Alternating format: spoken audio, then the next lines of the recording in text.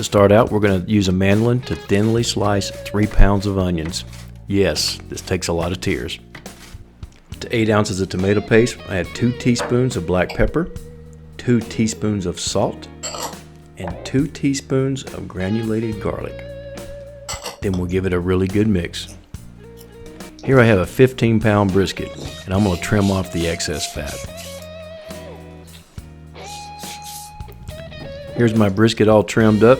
Do you think I took too much off, or do you think I should have taken more off? Drop me a comment, let me know. Now I'm going to rub my tomato paste in on this side. I'm going to rub it in really good, spread it out. Put about half of it on this side. Now we'll do the other side.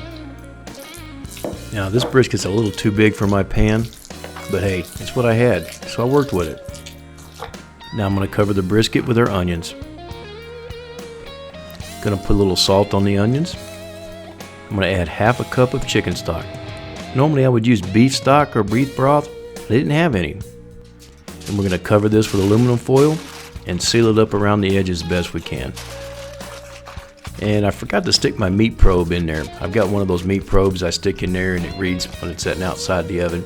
And then we're going to put this in an oven at 300 degrees F for about 8 hours. 8.5 hours later, my brisket hit 203 degrees. I'll turn the oven off and let it rest for about 45 minutes. And I'm going to put a baking sheet under this pan to help support it while I take it out of the oven. A little safer that way. I'm going to skim off most of the fat. Now this would be a great time to like the video, share it with your friends, and subscribe if you're not already. Then I'm going to take most of these onions off of here, put them in a bowl because they'll be served separately. And I've got a piece of the flat, and I'm going to start cutting it into slices. Oh man, that looks good. Let's see if this thing's tender. Look at that. So, how's our brisket taste? Now, I'll be sure to get some of these onions on here, and I'll tell you, this thing is tender. It's almost ridiculous tender. Probably wouldn't win a cooking competition because it's too tender. They'd probably deduct points, but that's okay with me. This ain't a competition.